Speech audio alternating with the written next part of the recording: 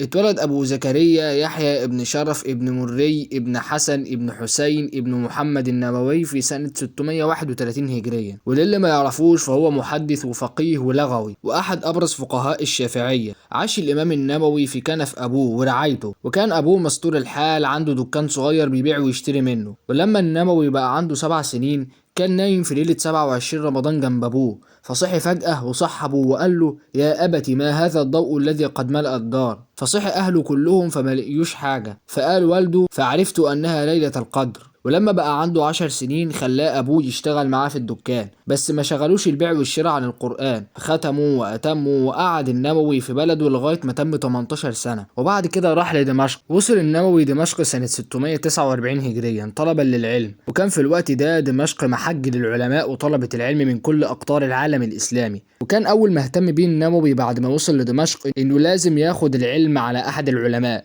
وبعد كده يلاقي مكان يقعد فيه، وقصد الجامع الأموي. وأول واحد قابله هو خطيب الجامع الأموي الشيخ جمال الدين عبد الكافي ابن عبد الملك ابن عبد الكافي الدمشقي المتوفي سنة 689 هجريا. فخدوا معاه أبو بداع حلقة مفتي الشام تاج الدين عبد الرحمن بن إبراهيم بن ضياء، فلازمه النووي وقعد يدرس على إيده مدة، وده كان أول شيخ للنووي. وفي الوقت اللي كان بيدرس فيه ما كانش فيه مكان يقعد فيه، فدله شيخه على الكمال إسحاق بن أحمد المغربي، فراح له وجاب له مكان يقعد فيه. أقام النووي في دمشق حوالي 28 سنة، وما كانش بيسيب دمشق إلا للحج أو زيارة قبر الإمام الشافعي أو بلده عشان يزور أهله. ولما تم السنتين في دمشق صحبوا أبوه للحج. وبيحكي الإمام النووي وبيقول: فلما كانت 51 يعني 651 هجريا حججت مع والدي، وكانت وقفة جمعة، وكان رحيلنا من أول رجب، فأقمت بمدينة رسول الله نحوا من شهر ونصف. أخذ النووي الفقه الشافعي عن كبار علماء عصره، وفي فترة وجيزة حفظ الفقه وأتقنه وعرف قواعده وأصوله وأتقن علوم الحديث. وقال عنه ابن العطار: كان حافظا لحديث رسول الله عارفا بأنواعه كلها من صحيحه وسقيمه وغريب ألفاظه وصحيح معانيه واستنباط فقهه. وقال عنه الذهبي: وهو سيد هذه الطبقة. وكان النووي إمام في اللغة العربية، وبيدل كتاب تحرير التنبيه وكتاب تهذيب الأسماء واللغات على تمكنه من علم اللغة. وحاول كمان إنه يشتغل بعلم الطب. وبيحكي النووي وبيقول: وخطر لي الاشتغال بعلم الطب فاشتريت القانون،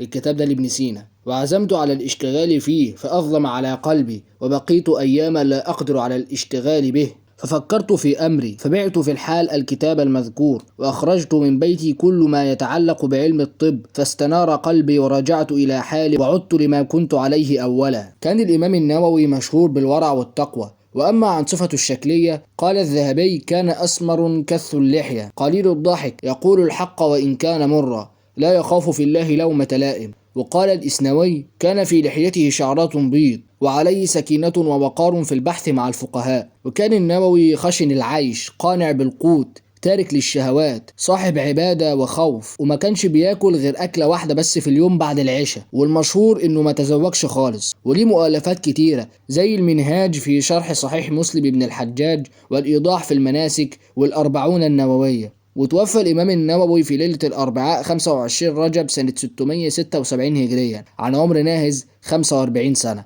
رحمه الله رحمة واسعة.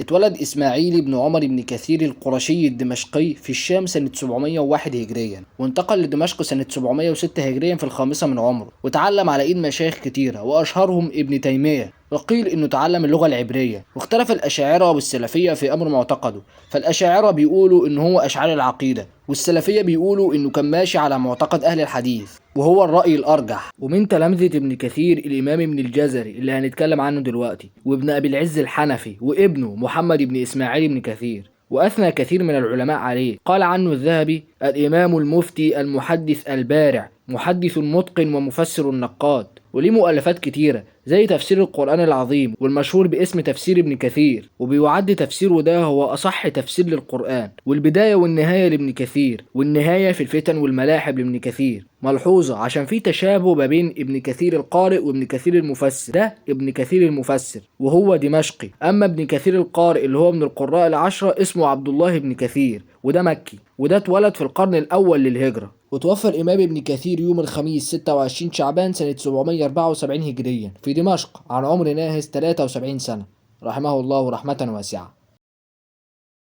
محمد ابن محمد ابن محمد ابن علي ابن يوسف، كنيته أبو الخير، ويعرف بابن الجزري. هو شيخ شيوخ القراء، وهو سند المقرئين وصاحب التصانيف اللي ما حصلتش قبل كده. وما كانش عالم بس في مجال القراءات، لأ، ده كان عالم في التفسير والفقه والحديث والتوحيد وعلوم اللغة. اتولد يوم الجمعة في 25 رمضان سنة 751 هجرية، الموافق 30 نوفمبر سنة 1350 ميلاديا. كان أبوه تاجر، وقعد 40 سنة لم يرزق بأولاد، فراح أبوه يحج وشرب من ماء زمزم، وسأل الله تعالى أن يرزقه ولدا عالما، فاتولد ليه ابن محمد بعد صلاة التراويح. نشأ في دمشق وحفظ القرآن وختمه وهو عنده 13 سنة، وكان صاحب فصاحة وبلاغة، واتجهت نفسه لعلوم القراءات فتلقاها عن علماء عصره من علماء الشام ومصر والحجاز إفرادا وجمعا، بمضمن كتب كتيرة زي الشاطبية والتيسير والكافي وغيرهم كتير. وتعلم من شيوخ كتيرة زي ابن كثير في دمشق، ومحمد بن الصائغ في مصر، ومن تلامذته زين الدين الزبيدي وابنه أحمد وموسى الكردي وغيرهم كتير.